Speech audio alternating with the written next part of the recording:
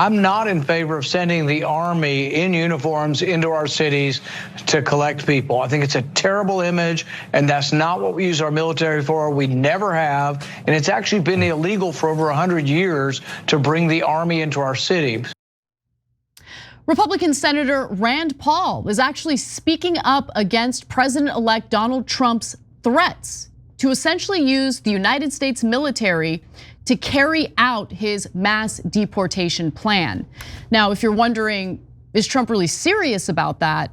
He is. In fact, he confirmed it in a Truth Social post. So let's take a look at this. So Trump responded to a post and made clear this month by Tom Fitton, who runs the conservative group Judicial Watch. So he wrote that Trump's administration would declare a national emergency and will use military assets to address illegal immigration through a mass deportation program. And Trump reposted it with the comment, "True."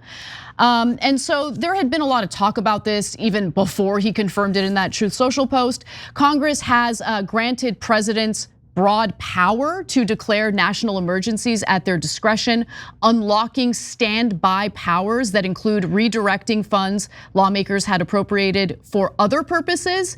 During his first term, for example, Trump invoked his power to send or spend more on a border wall than Congress had been willing to authorize. So that shows that there are certain ways in which Donald Trump could potentially do this, meaning use the military to carry out a mass deportation plan without it, going against the law or going against the Constitution. It's really unclear though if he can just state that there's an emergency, a national emergency, and use that as the excuse to use the military in this way. But I do want to pause on that for a second, Cenk, because during COVID, Donald Trump was able to shut the border down, stating that there was a public health crisis. So when you really think about it, the president actually has a great deal of power if he's willing to use an emergency, a national emergency, to carry out certain policies. And I couldn't help but think about how COVID was happening when Biden came into office. And rather than push for a better healthcare system at a time when all these people were dying from COVID, he did not invoke, a national crisis as a way of ensuring that every American who doesn't have healthcare coverage, get healthcare coverage, either through an expansion of Medicare or some other way, right? Anyway, my point is, the president actually has a great deal of power. It's just, the question is he able and willing to use that power? Yeah, so look, first of all, huge credit to Rand Paul for actually showing principles. So first one out of the gate with actual principles on the Republican side. So should we use the military against not just undocumented immigrants, but Donald Trump has said we should use it against domestic enemies. That's a very, very dangerous idea. And remember, if you're on the right, well, what if the next president decides that he's gonna use it against you? Bingo. Because you're a domestic enemy, right? And so that's a very dangerous door to open. And you know what it leads to?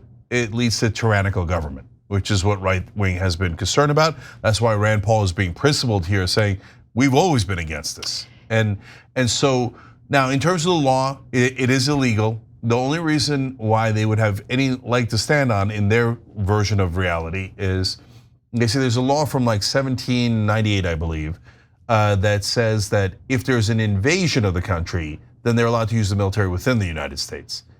So that's why they keep calling the undocumented immigrants coming in an invasion.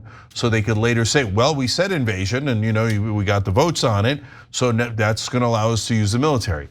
And Rand Paul's also right, it's super ugly to have the military patrolling the streets like we're a developing country that lives under a tyrannical government. That's a great point. In fact, I actually want to go to the fuller context of what Rand Paul was saying, because even if there are people out there who think, no, we need to get undocumented immigrants out, and if we have to use the military by any means necessary, understand, especially if you identify as a Trump-loving Republican, what this will mean politically for the Republican Party and for Donald Trump's administration. Take a look.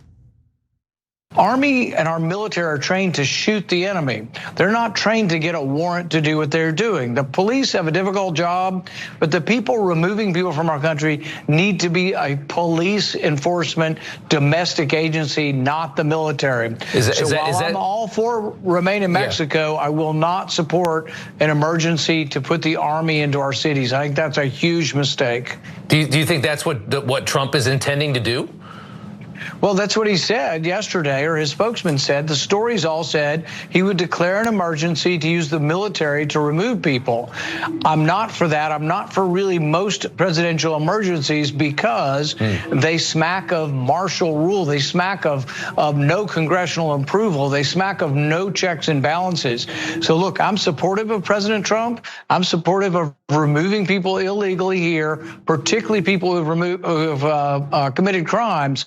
But I'm not for the Army marching up and down our streets. I do want to give Rand Paul credit for saying that. And at a time when there is broad support in the country to do something about, immigration, anyway, but I want to just go to the last graphic here because the Pentagon was asked about this plan, asked about the proposal. Sabrina Singh, a spokesperson for the Pentagon, declined to comment, calling it a hypothetical.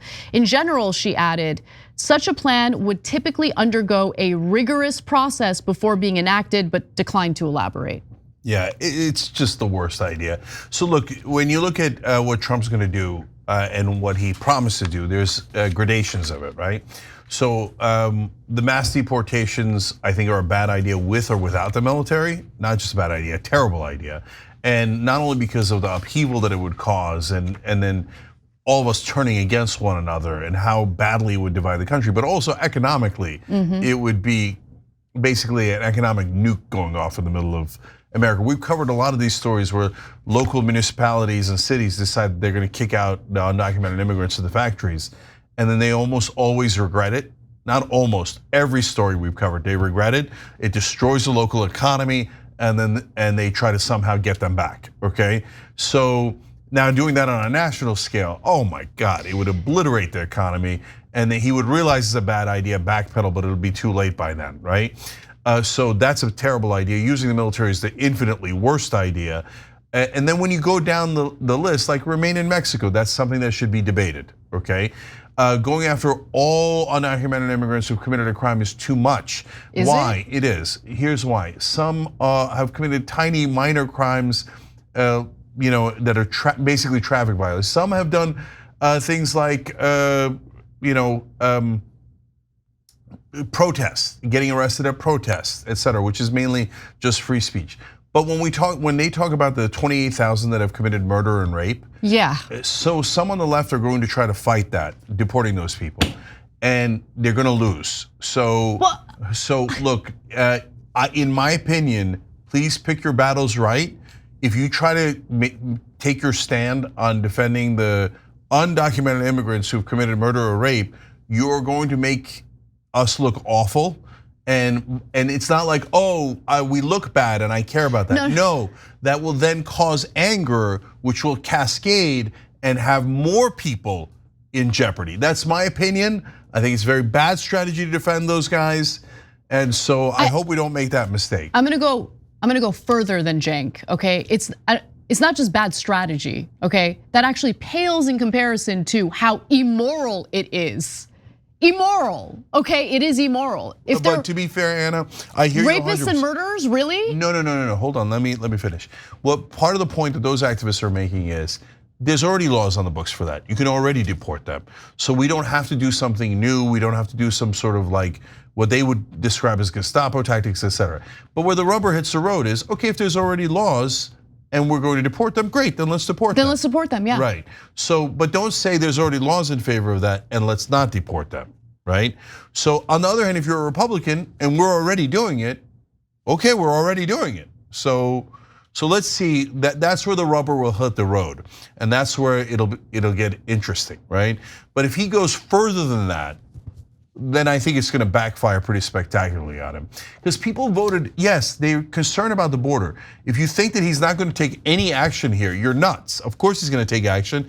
And the initial action on the very serious criminals that are here, is going to be very popular, super popular.